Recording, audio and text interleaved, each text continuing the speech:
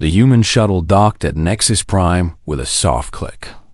Inside, Ambassador Daniel Hart adjusted his collar and took a deep breath. This was the moment humanity had waited for. First contact had happened 6 months ago, and now they were finally invited to the Galactic Council as observers. Lara Quinn stood beside him. She was his security officer, a Marine veteran with 15 years of service. Her face showed nothing, but her eyes moved constantly, watching everything. "Remember," Daniel said quietly, "we are here to make friends. No matter what happens." Lara nodded once. "Understood, sir." The airlock opened, and they stepped onto the station. The air smelled strange, a mix of chemicals and something sweet that Lara could not identify. Aliens of all shapes and sizes moved through the corridors. Some had scales. Some had fur. Some had neither. A tall creature with blue skin and 4 arms approached them. Its translator device hummed as it spoke. "I am Protocol Officer Nexus. You are the humans. Follow me to the council chamber." Daniel smiled warmly. "Thank you. We are honored to be here." Nexus did not smile back. It simply turned and walked away.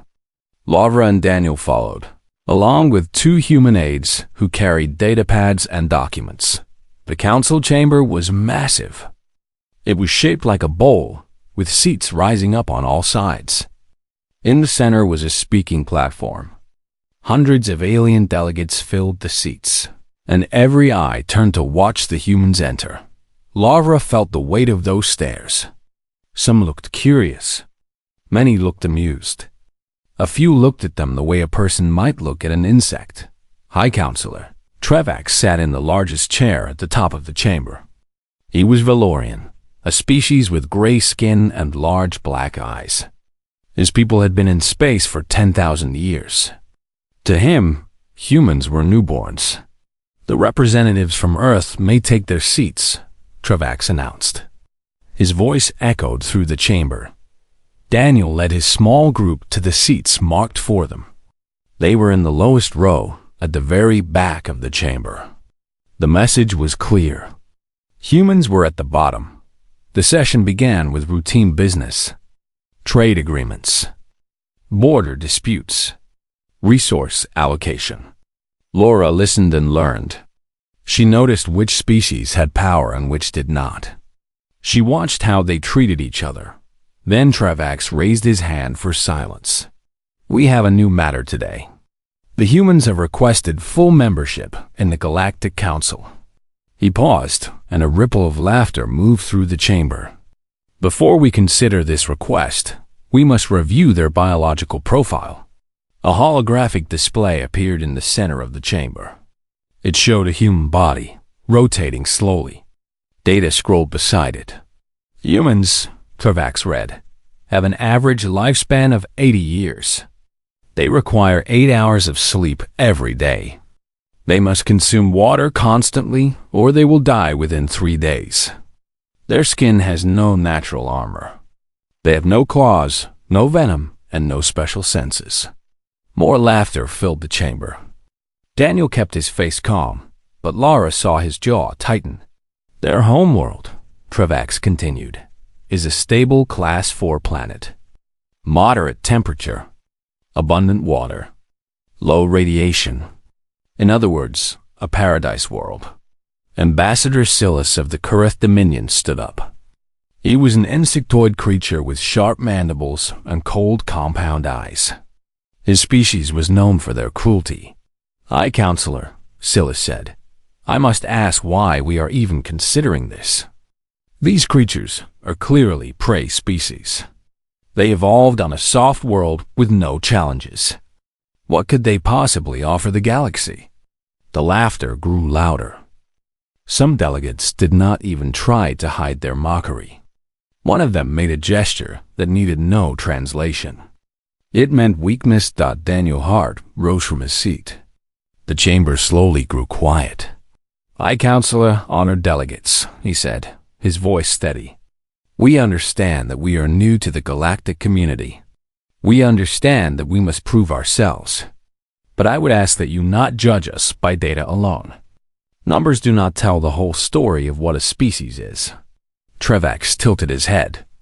Then what would you have us judge you by, human? Before Daniel could answer, Silas moved. The Karath ambassador walked down to the human section with quick, clicking steps. He stopped in front of one of the human aides, a young man named Peter. "This one looks frightened," Silas said. "Let us see how humans respond to pressure." He shoved Peter hard. The young man stumbled backward and fell against the seats. Lavra moved instantly, putting herself between Silas and the fallen aide. Her hand went to her sidearm. The chamber went silent. "Lavra," Daniel said quietly. "Stand down." Every muscle in her body screamed to act. But she was a professional. She stepped back, though her eyes never left Silas. The Karath ambassador laughed, a harsh clicking sound. "You see? They do nothing. They cannot even defend their own. This is the species that wants membership?" More laughter.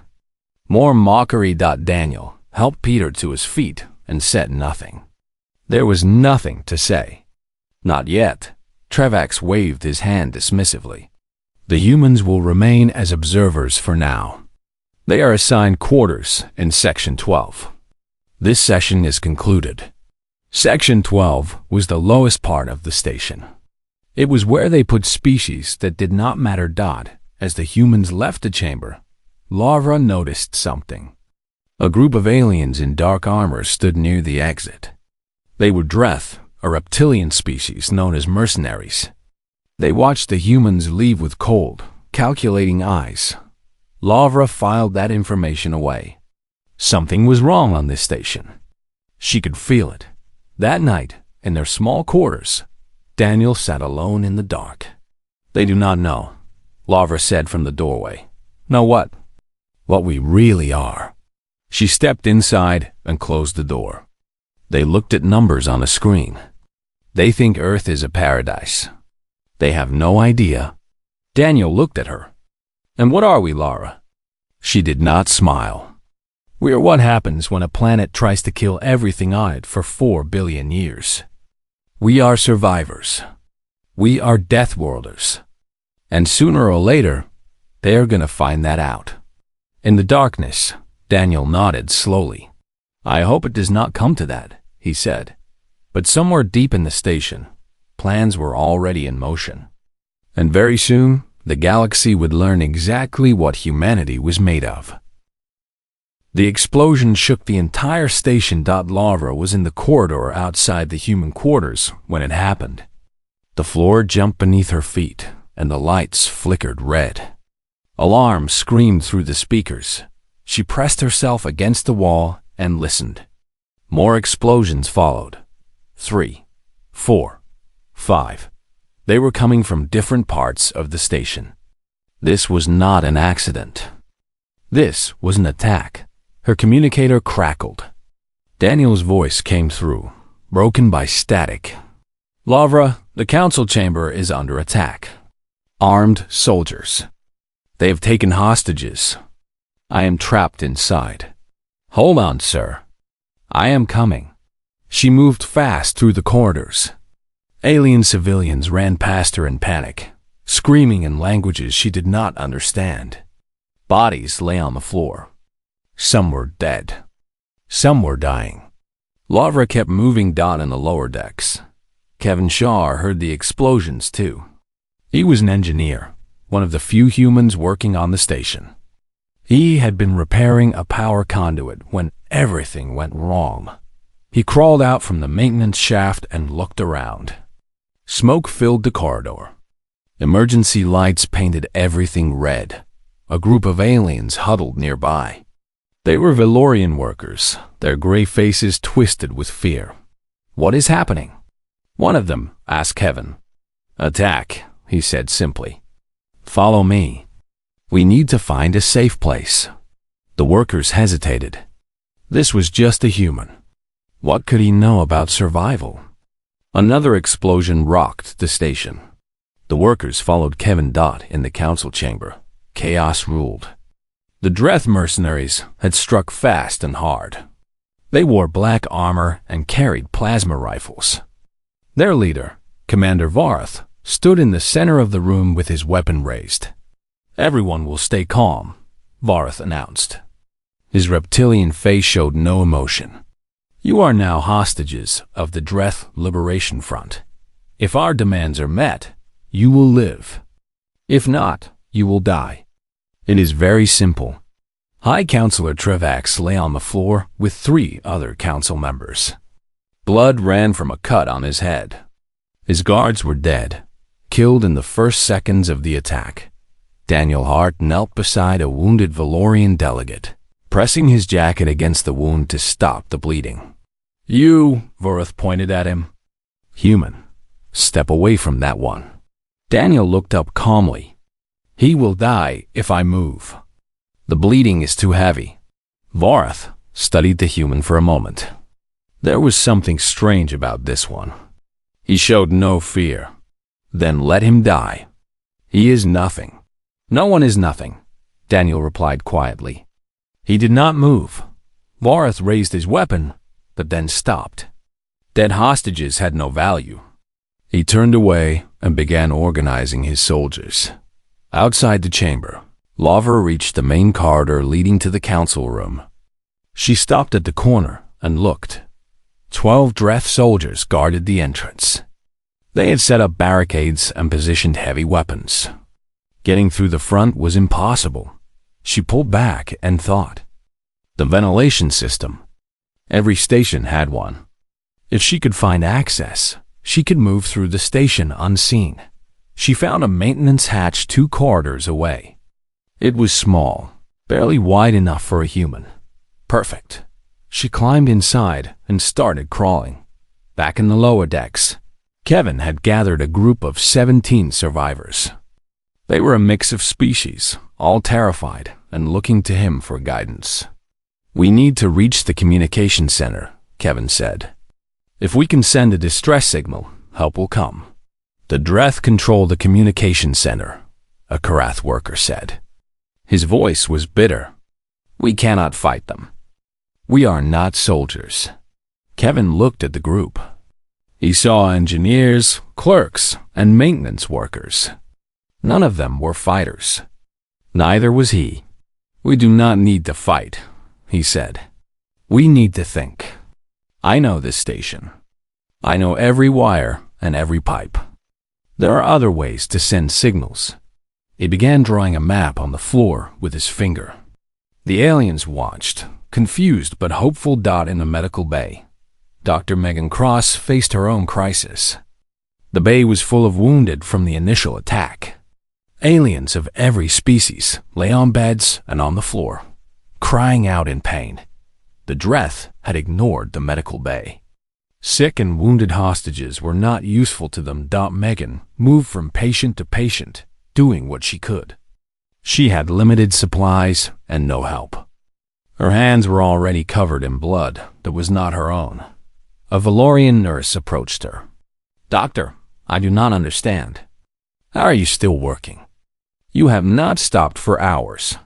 Megan did not look up from her patient. "Because they need me. But you must be tired. Your species requires constant rest. Rest can wait."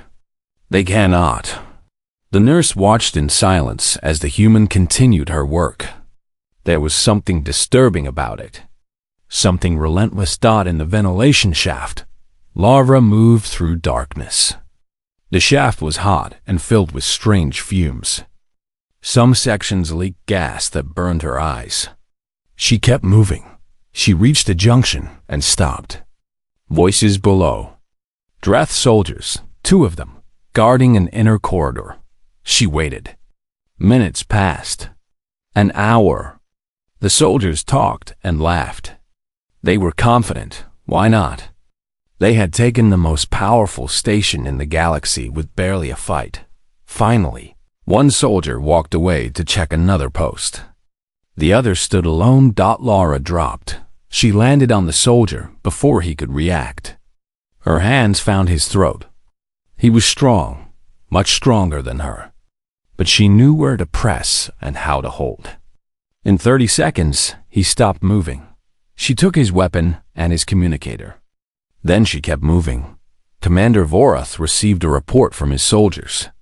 1 man missing, last seen in Corridor 7. Probably equipment failure on his communicator. Vorath frowned. Something felt wrong. But what could possibly threaten him here? The Valorian security forces had fallen apart in minutes. The other species were hiding and crying. The humans were just weak little creatures from a paradise world. He dismissed the concern and went back to planning. In the council chamber, Daniel Hart had not moved from the wounded delegate's side. The alien's bleeding had slowed. He would probably live. Trevax looked at the human from across the room. Hours had passed. The human had not eaten, had not drunk water, had not slept. He just sat there, keeping pressure on the wound, his face calm. "Why do you help him?" Trevax asked quietly. "He is not your species. He would not help you." Daniel looked at the High Counselor. "That does not matter. He needed help. I could give it. That is enough." Trevax had no answer for that. Somewhere in the station, another dressed soldier disappeared. Then another. The reports started coming in. Something was hunting them in the dark, and it was not stopping. Lavra had been moving for 18 hours straight. She had not slept. She had not eaten. A cut on her arm from the second soldier still bled slowly, but she ignored it. She crawled through a section of the ventilation system that was dangerously hot. The metal burned her hands. Any Valorian would have died here. Their bodies could not handle temperature extremes. But Lavra pushed through, her skin red and blistering. She emerged in a maintenance corridor near the station's core. Here, the life support systems hummed with power. Here, the Dreth had placed their command post. She stopped and listened. Footsteps ahead. 2 guards, walking a patrol route. Lavra pressed against the wall and waited. Her breathing slowed. Her heart rate dropped. This was what humans called the hunter's calm. For millions of years, her ancestors had tracked prey across the African plains. They did not need to be the fastest. They just needed to never stop. The guards passed. Lavra followed in the lower decks. Kevin Shaw had finally reached the backup communication array. It was a small room filled with old equipment, forgotten by most of the station's crew. "This will work," he said, his hands already moving across the controls. "I can boost the signal through the station's hull. Someone will hear us." The Valorian workers watched in amazement. This human had led them through collapsed corridors, burning sections, and a room filled with toxic gas. He had not stopped once. He had not complained. "How do you keep going?" one of them asked. Kevin glanced back with a tired smile. "On Earth, we have a saying. You can rest when you are dead. Until then, you keep moving." He turned back to the console and started working in the medical bay. Megan Cross had performed 11 surgeries in the past 20 hours. Her hands were steady, but her body screamed for rest. She ignored it. A young Kareth child lay on the table before her. A piece of metal had gone through his chest during the explosions. His mother stood nearby, clicking in fear. "Your child will live," Megan said quietly. "The damage missed his heart. I can repair this." The mother stared at her. "Why do you help us?" "The Kareth mocked your people yesterday. We called you weak." Megan did not look up from her work. Children are children. Species does not matter. She worked for another hour. When she finished, the young Kareth was breathing steadily. His mother wept with relief. A Valorian doctor watched from the corner of the room. He had stopped working hours ago, too exhausted to continue. But the human just kept going. It was unnatural. It was frightening. It was incredible. Lara reached the outer edge of the command post. 6 soldiers guarded the entrance. Too many to take at once. She needed another way, She looked up. The ceiling panels were loose here, damaged by the earlier explosions. She could move through them, but there was a problem. A section of the corridor had lost pressure. Beyond those doors was vacuum, the empty cold of space. Any other species would have stopped here. Laura did not. She found an emergency oxygen mask in a storage locker. It would give her 3 minutes of air. She calculated the distance. It would be close. She opened the doors. The cold hit her like a hammer. Her skin burned with frost. Her lungs screamed as she held her breath. She ran through the vacuum, her body fighting against the pull of nothing. 20 seconds. 30, 40. She reached the other side and hit the emergency seal. The doors closed. Air flooded back in. She collapsed against the wall, gasping, her vision swimming. A human could survive vacuum for about 90 seconds before death. Laura had used 60. She gave herself 10 seconds to recover. Then she stood up and kept moving. Commander Vorath was getting worried. 8 of his soldiers were missing now. Their communicators gave no response. The station's security system showed nothing. Search every corridor, he ordered. Find out what is happening. Commander, one of his officers said, some of the men are saying they saw something. A shadow moving through the dark. They think it might be the human. Vorath laughed. The human? The small female? She is nothing. Humans are prey animals from a soft world. Sir, the reports say she has been hunting for almost 20 hours without stopping. She has moved through sections that should have killed her. She is not stopping. Vorath's laughter died. He looked at the map of the station. The missing soldiers formed a pattern. They were along the route between the council chamber and the command post. The human was coming for him. In the council chamber, Daniel Hart finally allowed himself a moment of rest. The wounded delegate was stable now. Other hostages had taken over watching him. Trevax moved closer to the human ambassador. Your security officer, Trevax said quietly. What is she? What is she? Daniel looked at him. She is human. That is not an answer. We have data on your species. You are weak. You should not be able to do what she is doing. Daniel was silent for a moment. Then he spoke. Your data is wrong. You looked at our numbers and saw weakness. You did not see the truth. He met the High Counselor's eyes. Earth is not a paradise world. It is a death world. Everything there tries to kill us. The weather, the animals, the plants, even our own bodies turn against us. Trevax listened in silence. We get sick. We break. We age. We die. But before we die, we fight. We fight diseases that kill millions. We fight animals with claws and teeth and venom. We fight each other. And through all of it, we never stop. Daniel's voice grew harder. Lavra Quinn has been shot, stabbed, burned, and frozen in her life. She has walked through deserts and swamps and mountains. She has survived things that would kill any creature in this galaxy. And she is not special. She is average. Every human you laughed at yesterday could do what she is doing. Trevax said nothing. He had no words. You want to know what she is? Daniel continued. She is a persistence hunter. Our ancestors chased prey across continents. We did not need speed. We did not need strength. We just needed to never, ever stop. That is what we are. We are the species that does not quit. Outside the chamber, a Dreth soldier screamed. Then the scream stopped. Laura was getting closer, and she was not going to stop until this was finished. 32 hours. Laura had been awake for 32 hours.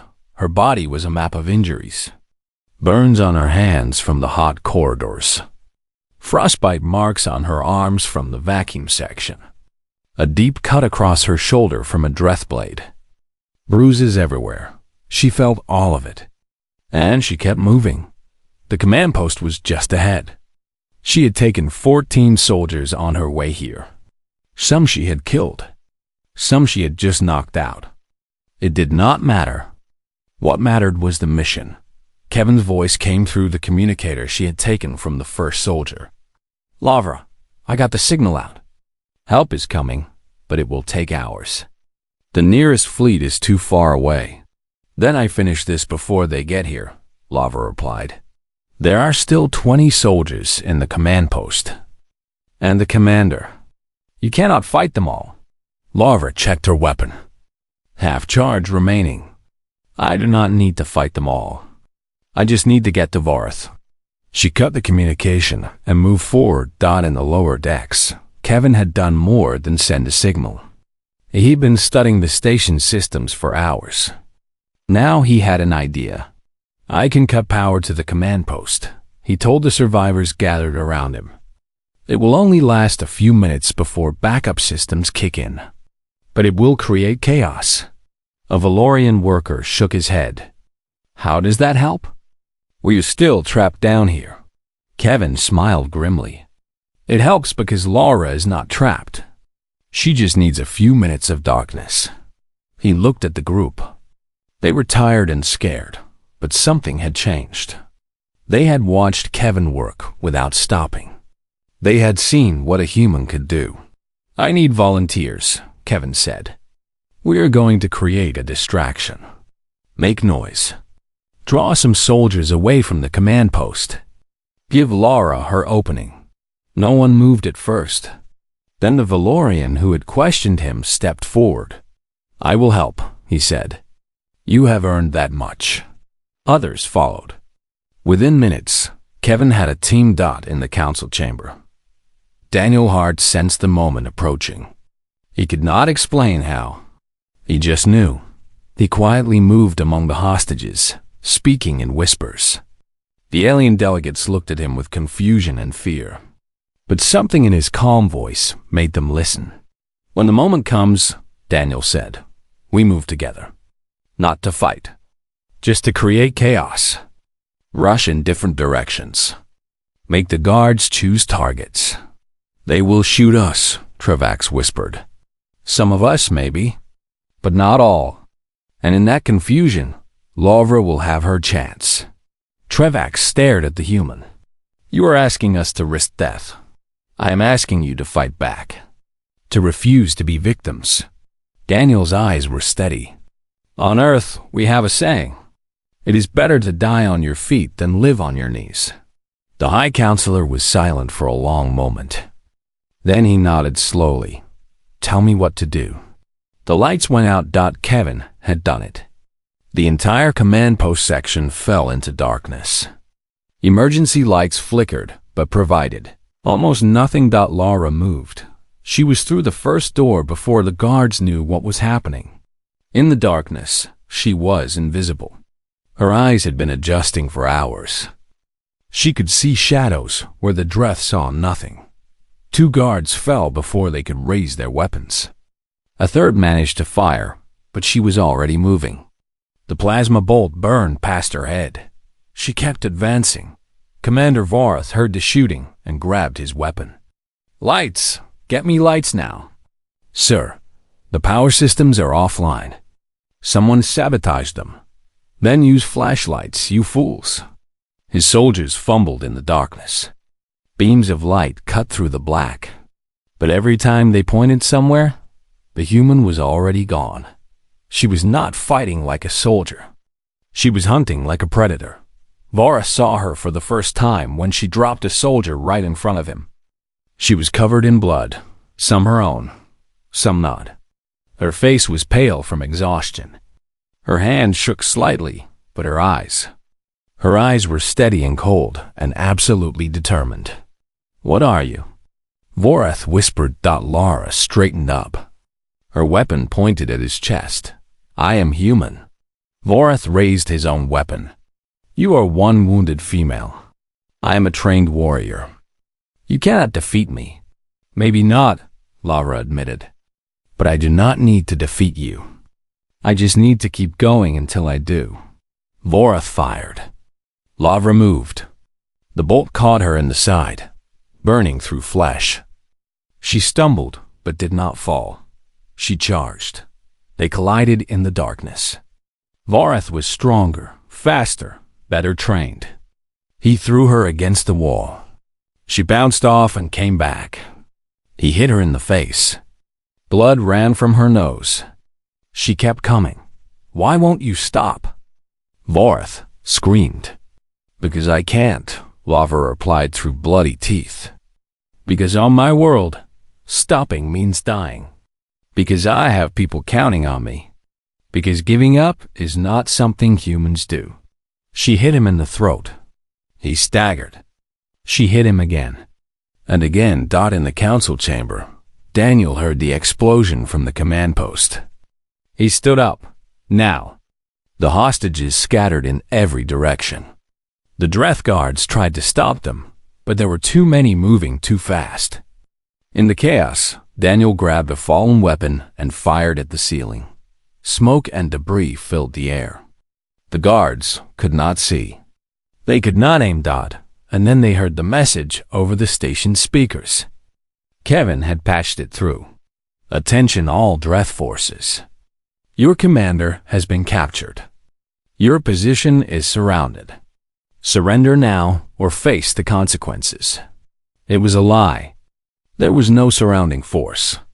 But the Dreth did not know that. In the command post, Lavra stood over Commander Vorath. He was on the ground, bleeding from a dozen wounds. She was barely standing herself. The plasma burn in her side was agony. Surrender, she said. Vorath looked up at her. In his eyes, there was something new. Something that might have been respect. You are dying, he said. That wound is fatal. Probably, Lavra agreed. But not yet. And I only need to live long enough to see you in chains. She picked up his communicator and spoke into it. All Dreth forces. Your commander is captured. Drop your weapons and surrender, or I will execute him. She did not mean it. She would never execute a prisoner. But they did not know that. One by one, the Dreth soldiers dropped their weapons. In the council chamber. In the corridors. Everywhere. The station was secured. Lara finally allowed herself to fall. She hit the ground hard. The world was getting dark. Voices shouted around her. Hands grabbed her. Someone was crying. The last thing she heard before she passed out was Daniel Hart's voice. Hold on, Lara. You did it. Just hold on. Lavra woke up in the medical bay. White lights hurt her eyes. Everything hurt, actually. But she was alive. Megan Cross stood beside her bed, checking monitors. The doctor looked exhausted, dark circles under her eyes, but she smiled when she saw Lara awake. Welcome back, Megan said. You were out for 3 days. Lavra tried to sit up. Pain shot through her side.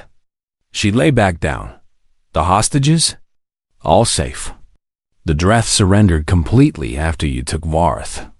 Help arrived 6 hours later, but by then it was already over. Lara closed her eyes. Good. Your injuries were severe. 3rd-degree burns. Frostbite. A plasma wound that went through 3 organs. The Valorian doctors said you should have died. They could not understand how you kept moving. I had work to do, Lavra said simply. Megan laughed softly. That is what I told them. They still do not understand. The door opened. Daniel Hart walked in, followed by High Counselor Trevax. The alien looked different now. The arrogance was gone from his face. In its place was something like wonder. Officer Quinn, Trevax said formally. I came to thank you. You saved my life and the lives of everyone on this station. Lara looked at him. I was just doing my job. No, you did something far beyond any job. You showed us what humans truly are. Trevax paused. We were wrong about your species. We looked at data and saw weakness. We should have looked deeper. Daniel moved to Laura's bedside. The council has been in emergency session for the past 2 days. Things have changed. Changed how? Trevax answered. We have reviewed all the information about Earth. Not just the numbers, but the context. Your planet is not a paradise. It is a death world by any reasonable definition. Extreme temperature variations. Constant natural disasters. Diseases that kill millions. Predators in every environment. And yet your species not only survived, but thrived. He shook his head slowly. Your people evolved to never stop. To keep going through any obstacle. To fight until the very end. This is not weakness. This is perhaps the greatest strength any species could have. Lara said nothing. She had always known what she was. It was nice that others finally understood. 1 week later, the Galactic Council reconvened. Laura was there, still moving slowly from her injuries, but standing tall. Kevin Shaw stood beside her, along with Megan Cross. The 3 humans represented everything their species could be. The chamber was full again, but the atmosphere was completely different. No one laughed when the humans entered. No one mocked them. Every eye watched with respect. Daniel Hart stepped onto the speaking platform. He looked out at the hundreds of alien delegates. 1 week ago, you saw us as weak, as prey, as nothing. His voice was calm and clear. Now you have seen what humans really are. But I did not come here to demand respect or to threaten you. I came here to offer something else. He paused. Friendship. Partnership. Alliance. Humans do not want to conquer the galaxy. We do not want to rule others. We want to work together, to help each other, to build something greater than any single species could build alone. He gestured toward Laura, Kevin, and Megan. A soldier who would not stop until her mission was complete. An engineer who found solutions when everyone else saw only problems. A doctor who saved lives without asking what species those lives belonged to. This is what humanity offers. Not power, not weapons, purpose, determination, the will to never give up. The chamber was silent. Then Trevax rose to his feet. I speak for the Valorian Federation. We support full membership for humanity in the Galactic Council. Ambassador Silas, the Kareth who had mocked them so cruelly, stood next. The Kareth Dominion also supports membership. We were wrong about humans. We will not make that mistake again. One by one, the other species added their voices. The vote was unanimous. Humanity was no longer an observer. They were full members of the galactic community. After the session, Trevax found Laura standing alone near a window. She was looking out at the stars. Officer Quinn, he said, may I ask you something? She nodded. During your mission, you suffered wounds that should have killed you. You moved through environments that should have been impossible. What kept you going? Laura was quiet for a moment. Then she spoke. On Earth, we have a story. An ancient story. A man was asked to push a boulder up a mountain.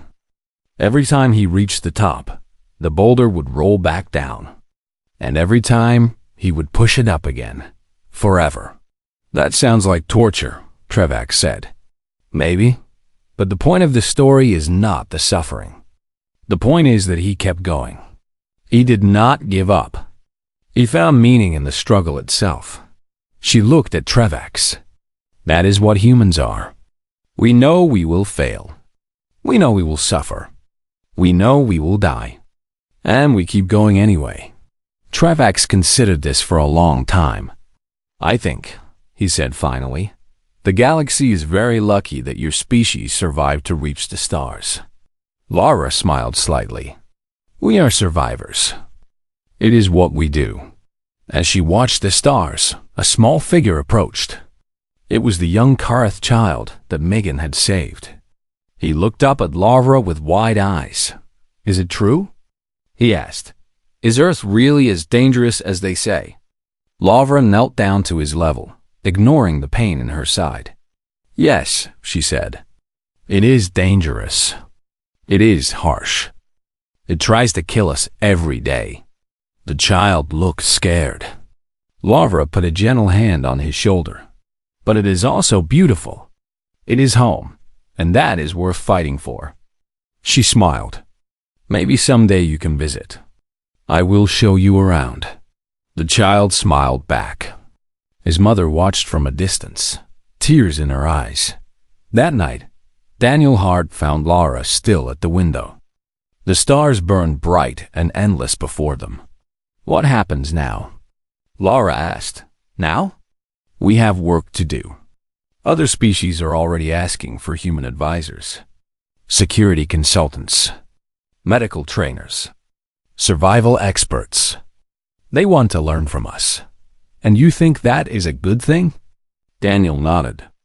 "I think the galaxy just discovered something important. Strength is not about being the biggest or the fastest or the hardest to kill.